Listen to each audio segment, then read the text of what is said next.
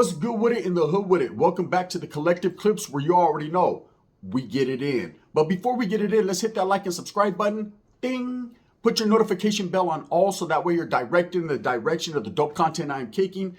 And I highly appreciate all the support, man. We're going up on this channel and it's all because of you. And for that, I can say I'm very humbled first and foremost, and I appreciate it. Thank you so much. So I want to talk about something that I really didn't want to talk about. But, I was asked by a loyal subscriber to touch on this situation, to give my perspective on it, to talk about what I know, and one thing I can say for sure is it's a tricky situation. There was a raid that just went down where 11 Nortenos or alleged Nortenos were arrested in the Salinas area, right? Now, Salinas has always been a hub. It's always been considered a stronghold for the Norteño movement. It's always been considered that one city, man, that holds a lot of traditions. It has a lot, it's very gang related. It's very infused with gang members. And just recently I'm starting to hear, and I know it's been like that, but I'm starting to hear that there's a lot of Southerners or Southsiders that have a presence in Salinas. And, that was never the case back in the days. Having done time from the youth authority all the way to prison, I've been around so many soldados from the Salas area, from the whole salad bowl, whether it be Gonzales, Salinas, Greenfield, Chole, all this whole area was considered the salad bowl, and there was always a big Norteño presence incarcerated for these guys. And that led me to believe that they were getting locked up left and right out there. It was really an area that was with the business, okay? Now, in the city of Salinas, man, have always been basically under indictment. They've always been watched. One gang to the next, man. And, back in my days, it was always the Casitas or Market Street. Even back in the old school days, the Fruit Stand Gang. These are some of the original gangs that were always being watched by law enforcement, the feds. And there's always been, like I said, Norteños from them areas. But now I'm hearing about other gangs that have been around for a long time, like Acosta, Plaza, and of course the Bahamas, Santa Rita. All these different hoods, man, have been known to allegedly put in work in the bowl. And it seems like law enforcement now is focused on the younger groups, the groups that are now up and coming or who they consider up and coming for the work that they're putting in. So yesterday, an indictment was unsealed and it went down, and several law enforcement agencies came together and they raided the Salinas area. This ain't the first time it's happened. Salas has always been, like I said, the hub for Norteño activity. It's always been monitored closely, I'm sure, by the feds and law enforcement. And they wait. They sit on these guys to do a lot of crime. And it seems like they let the crimes build up. And then when they feel they get them, they got them. And that's how it's always been with the feds. Same thing happened at P. Diddy's house. When they went knocking at his door, they're searching for that last strain of evidence to really get him. So anyways, you never know the time nor the place when these raids are going to happen. No one knows when these indictments are, when these groups are starting to be focused on, a lot of these indictments are sealed. When they decide to open them up, that's when they decide, to hit these guys. So anyways, 11 people were apprehended and 2 are still on the run. Now, I'm not going to run through the list of names, but they're all alleged to be Norteño gang members. And this is an investigation, I guess, that's been going on for over 5 years. And it includes several murder investigations, several drug-related investigations. And that's just the way it is. If they're going to get you, they're going to get you for everything. Anything that an Acosta Plaza gang member has alleged to have done within the past certain amount of years, they're going to utilize that against these guys. These guys are probably catching a Fed case, and well, more than likely they're catching the Fed case because of the Rico, and they're out of here. I've been noticing a trend and a pattern within the Norteño movement lately, and it seems like law enforcement has focused more on the Norteño car more than any other car. They just had raids that went down in Yakima, Washington, not only a month, it was about a month ago, where they got him for a cockfighting ring and several narcotics violations. And, it all centers around usually, Vatos trying to get their money. Vatos out there pushing their hard line. It is what it is. Now, it's been happening for years. In Northern California, it seems like Ricos happen every couple years. But it seems to me like more so lately, they've been focused and they're just trying to eradicate all the Norteño movement off the streets and put them on them yards. Now, all that does is strengthen the Norteño cause behind the walls. Nobody wants to get incarcerated. Nobody wants to get locked up. But when you're participating in criminal street gang activity, you're out there from a barrio in the hood, you have to understand, you have to be of an understanding that you're going to get caught up at least once. You're going to go behind them walls. You're going to have to, that's the measure of the man. You know, when you're a gang member, there's steps to this. You know, you get involved in street gang activity at a very young age, and not everyone is on the same level. There are some that are striving for something more, for status within that group, and then there are those that just want to be hung around. They just want to hang around.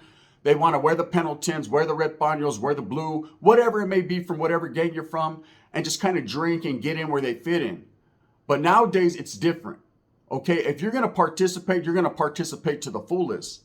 And of course, you have to be of the understanding that feds, law enforcement, they're always watching, okay? And they're going to sit on you. They're going to sit on you until they feel they have the right evidence, and then they're going to get you. Now, a lot has been happening in that area lately. You had the King City Massacre, what happened, which I think is kind of what put this into effect. Now, from what law enforcement is saying, they've already been watching. They've already been watching these guys for several years. That's several murders.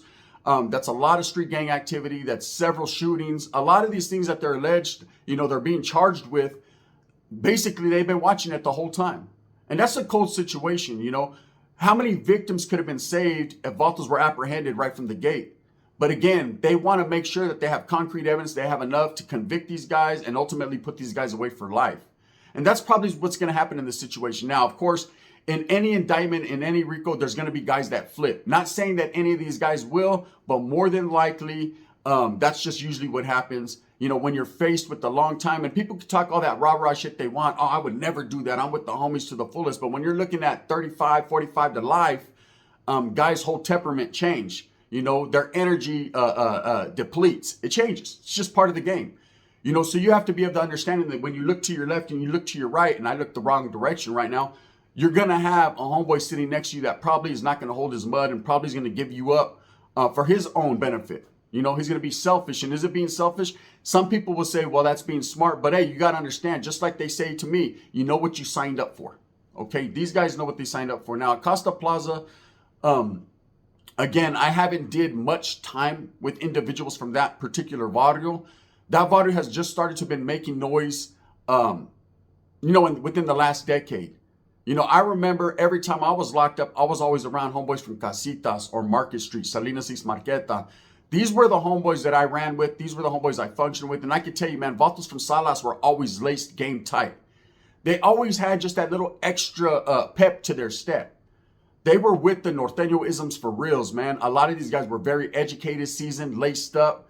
Not only because they went to the Monterey County Jail and it was a full functioning jail for homeboys, and they knew what time it was, that by the time they got to prison, they already were with the business. They already had some type of status or were within the COC or were within, you know, held some position within the Norteño movement, just based off there from the city of Salas and the deep, rich history of the Norteño movement there, but also because these guys were with the activities, with the business. And that's it. You know, it's historically a place where Norteños have always been looked at in high regards.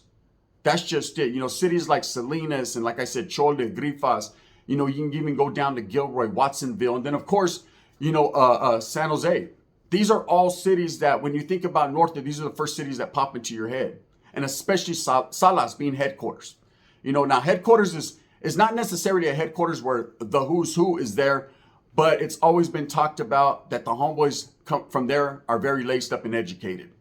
And they educate themselves. And it's a tradition that continues throughout the years, throughout the different decades. Because a lot of the homeboys from Salinas that I was locked up with have either fell off, they're doing life, they've passed away. And, you know, it's just a whole different era. But this era now, these different gangs in Salinas are continuing that tradition and that trend. Okay? But with what goes up must come down. And, of course, law enforcement is tripping. You know, they're really on it. So they executed a whole bunch of raids. Like I said, I'm not going to go through the list of names. 2 of these individuals are still on the run. So I'm sure, you know, they will eventually get caught. Hopefully not, but it is what it is. And again, I don't wish incarceration upon no one. But now all that's going to happen is the web of violence, the web of real homeboys, all that is just going to spread deeper. Because now what happens is you sent now a whole batch of young, striving Norteños into the federal system.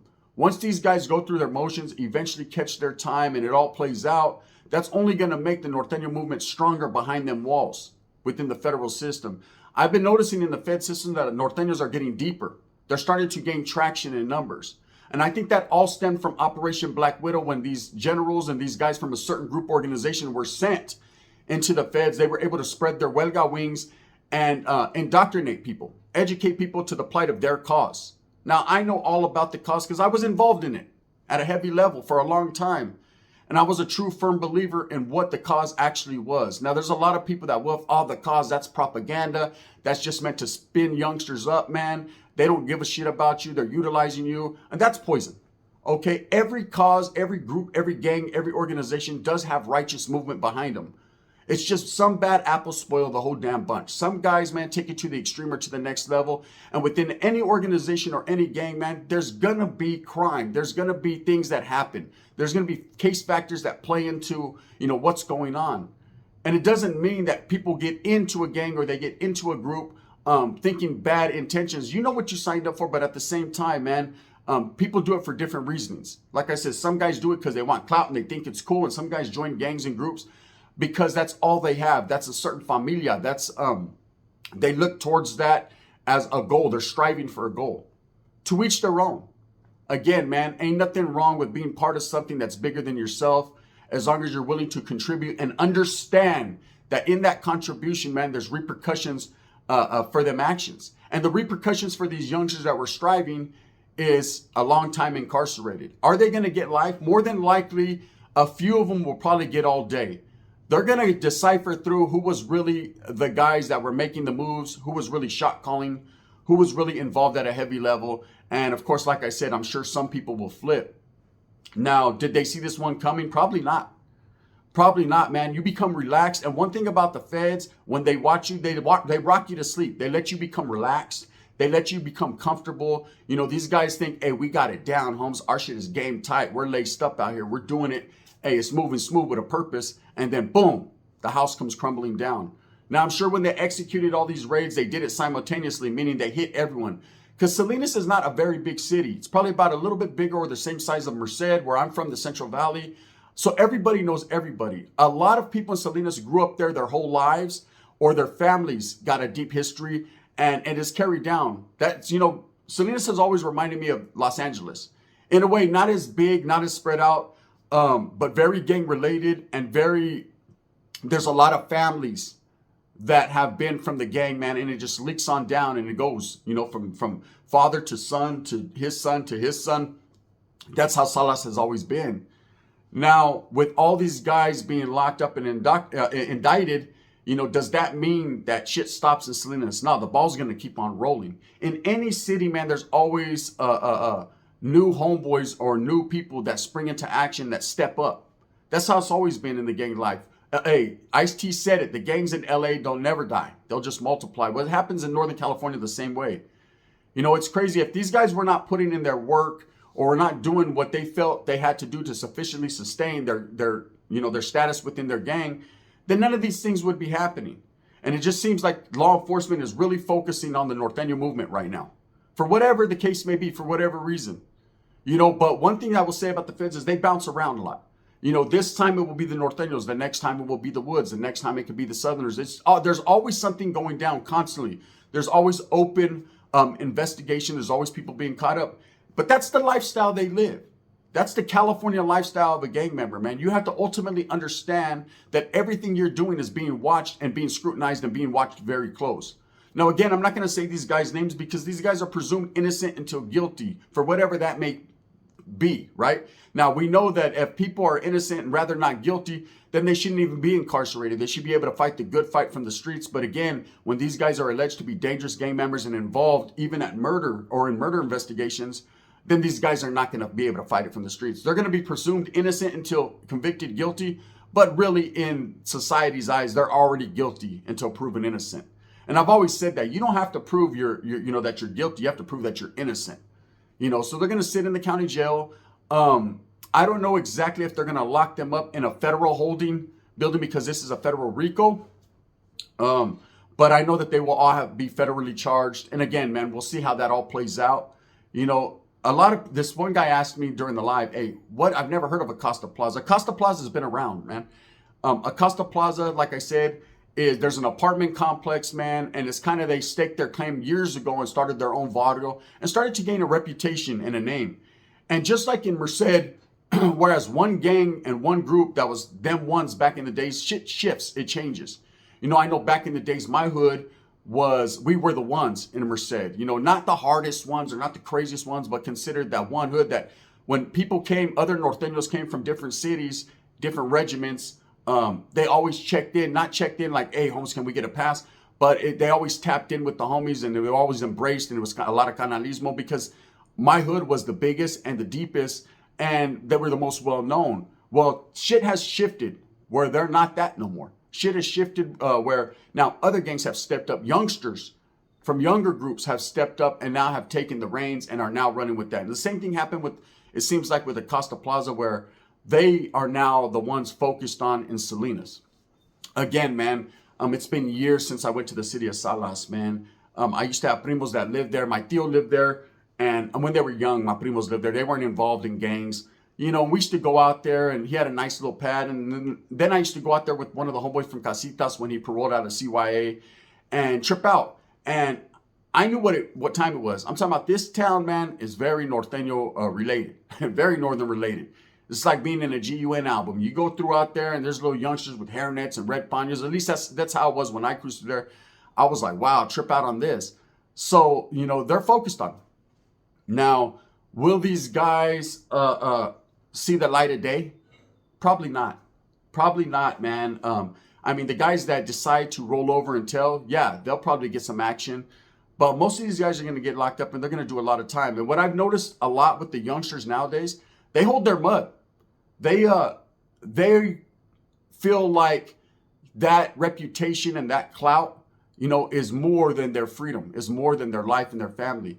And this greatly affects their families. So now their families are probably tripped out. Imagine all these raids that happen. They're kicking in doors. They're coming from every direction, suited and booted. There was kids in the household. There was, their old ladies. Some of these guys were youngsters. They lived with their families still. You put your family through so much because of what you do. People don't think about that. I never thought about that when I was young. What my mother and my siblings and my cousins and everybody was going through, all because of me. So you only think about you and yours. That's selfish thinking.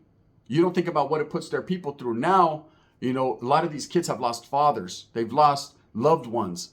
And no one seems to think about the victims. There was victims from the gate, that lost, people lost their kids or their loved ones to murder. And now there's murder investigation. It's very tricky, man. That's part of the gang-related lifestyle. When you're involved in that, you have to understand there's more loss than gain. A lot more loss than gain.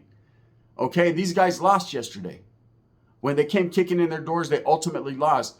I've been raided several times, so I understand that feeling. When they come through the door, it's just like, in some cases, it's a relief. Like, damn, I'm not on the run no more. I don't have to worry about shit. And then it's like, now I have to deal with court cases. Now I have to deal with, all this bullshit. And it's an ugly situation. So anyways, man, we'll see how this plays out. But if you notice the pattern here, law enforcement is very closely monitoring the Norteños at this point, all the way from Yakima, Washington. Yeah, it's gotten to where it's become state to state. Any state that, has gang members at this point, they're being watched. They're being monitored very closely because society is fighting back. Law enforcement, that's a way to get who they feel are putting in the most work off the streets. But also at the same time, society is tired. Communities are tired of gang members, living in fear. They're tired of going out there and having to, go in before the sun goes down and can't leave their doors open like back in the 80s. And there's a lot of things that are going on that they blame gang members for. Now, it ain't necessarily the gang members that are guilty of causing the most chaos, but it's definitely looked at as so. So with that being said, we'll see how it all plays out, man. Again, the Salinas Norteños have always been a group that were very educated, wiggled, in certain ways, and have always been looked at as the hierarchy within the Norteño movement. But again, man, I don't know what these youngsters are exactly being charged with. I've seen, several murder investigations, several firearms, all these different things. That's ugly. That's ugly. There ain't no get backs from that. That's at least 15 years. And we'll just cancel Christmas for the next 15 of them. Let the Grinch do what he does. With that being said, I hope that you move smooth with a purpose. Think about what you're doing when you're involved in this shit, because it could come crashing down just like that, man. I know. I've been through it. I can tell you right now, it's not a situation that I want anyone to see. And now these 11 individuals and 2 still on the run will have to go through the motions. you know, and then now, not only do they focus on them, they focus on, you know, because they automatically try to blame it on, oh, it's NF related.